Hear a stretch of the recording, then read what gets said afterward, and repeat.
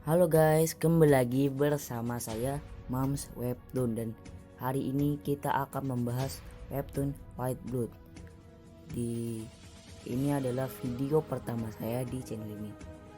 Jadi kalau kalian pengen memberikan masukan lagi, kita harus membahas webtoon apa aja selain webtoon ini, tolong komen di bawah, oke? Jangan lupa like and subscribe. Jadi bagi yang belum tahu episode sebelumnya, dimana menceritakan masa lalu dari Ah Yong Song, dan ternyata Ah Yong Song itu bukan nama aslinya, melainkan nama asli adalah Jin Hee. Ah Yong Song itu adalah nama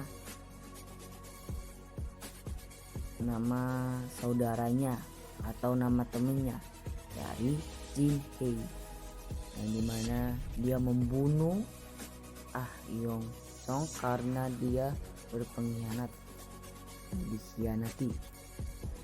Oke, langsung saja, kita nggak perlu basa-basi, langsung aja kita akan membahas webtoon White Blood episode 37. Layar berganti memperlihatkan Jin Hee yang sedang dipukulin oleh Hayan. Aku akan memberitahumu kodenya. Ucap Jin Hee. Apa itu? Katakan cepat, ucap Hayan. Tapi dengan satu syarat. Ucap Jin Hee. Apa syarat itu? Ucap Hayan. Berikan jantungmu, ucap Jin Hee. Sontak saja Hayan marah atas ucapan tersebut. Diam kau, ucap Hayan. Cepat katakan, ucap Hayan sambil memukuli Jin Hee. Layar berganti memperlihatkan detektif sampai di penampungan. Jadi bagi yang belum tahu ceritanya, episode sebelumnya menceritakan bahwa Jin Hee itu menggunakan cara licik atau cara curang, yang dimana dia mengikat bom kepada adik-adiknya si Hayan di penampungan. Hayan percaya saja.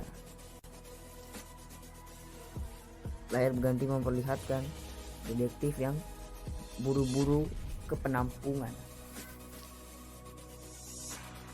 Tak terlambat, aku harus bertindak sekarang, ucap detektif tersebut, yang ingin menyelamatkan anak-anak karena mereka diikat bersama bom. Anak-anak, ucap detektif tersebut. Layar berganti lagi memperlihatkan Hayan. Tidak ada waktu lagi, cepatlah detektif, ucap Hayan dalam hati. Apa yang kau pikirkan? Hanya ada satu pilihan, yaitu mengeluarkan jantungmu, ucap Jin Hee dalam hati. Tiba-tiba Hayan terlihat pusing. Apa-apaan ini? Kepalaku, kata Hayan dalam hati, yang dimana dia mengingat masa lalunya. Kepalaku rasanya mau pecah. Ini pasti perasaan saat aku melawan Sahan, ucap Hayan dalam hati.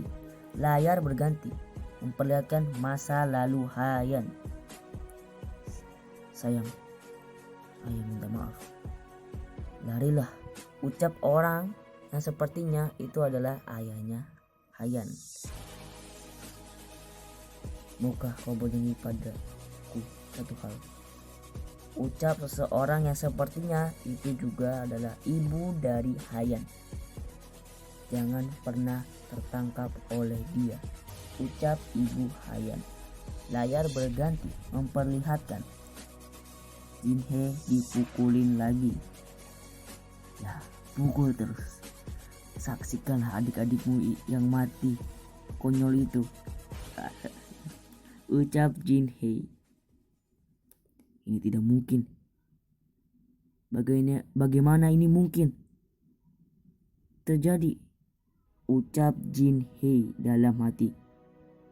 Bagaimana kau bisa menjadi Kim Jin Ha Kim Jin Hee, ucap Sahan yang terkejut melihat wajah aslinya.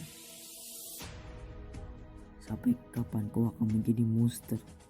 Jika Anda benar-benar menyukai Song Ah Yong, Anda seharusnya tidak hidup seperti itu. Sekarang hentikan itu, ucap Hayan. Aku sudah menjadi monster yang tak pernah dibersihkan, yang tak akan pernah dibersihkan, ucap Jin Hee.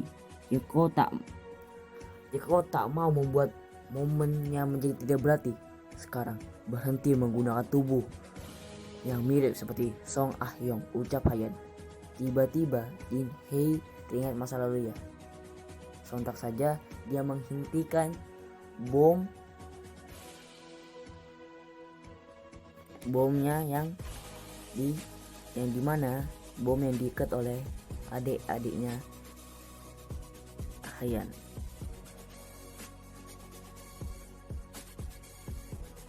Apa dia menghentikan bomnya?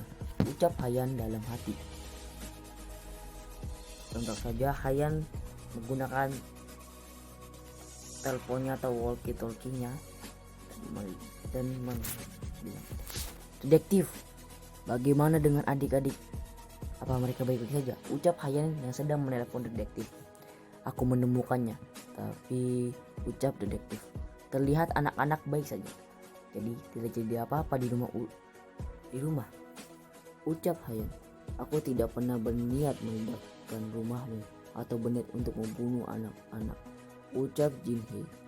"Aku sangat terkejut, padahal dia bahkan belum pernah menyentuh bibirku dan belum pernah melihat tubuhku di masa lalu, tapi dia sudah mendapatkan kekuatanku dalam situasi yang ekstrim," ucap Sahan dalam hati. "Ketika aku melawan dia, aku dengar kekuatannya pulih dan membuat dia bisa terlihat.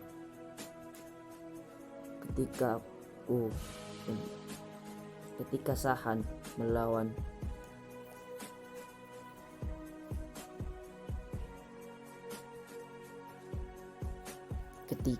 Sahan melawan Hayan, aku dengar kekuatannya pulih dan membuat dia bisa terlihat seperti Sahan. Dan sedikit demi sedikit ingatannya mulai kembali dan kemampuan," ucap Jin Hee dalam hati. Jin Hee memberitahu, "Hei, Hayan, aku memperingatmu. Semakin dekat kau dengan dewa, semakin besar kau akan melihat bencana," ucap Jin Hee. "Apa maksudmu?" ucap Hayan. "Jika kau pengen hidup, jika kau ingin menyelamatkan orang-orang di sekitarmu, maka berhentilah sekarang," ucap Jin Hee. Layar berganti memperlihatkan para The Lions khawatir Hayan akan menghancurkan proyek 0101, dan layar berganti lagi. Hayan dan detektifnya bertemu dengan seseorang yang dikenal dan bersambung. Bagaimana dengan episode kali ini? Seru atau tidak? Kalau suka boleh atuh like-nya dan komen retun apa lagi yang pengen dibahas. Dan kalau ada kekurangan salah kata-kata atau mungkin ada yang saya skip ceritanya, mau dimaafkan karena saya hanya mengambil bagian-bagian pentingnya saja. Tapi jika emang mungkin ada kekurangan juga, tolong komen di bawah apa kekurangannya. Saya akan perbaiki lagi dan sebisa mungkin saya akan lakukan yang terbaik. Oke.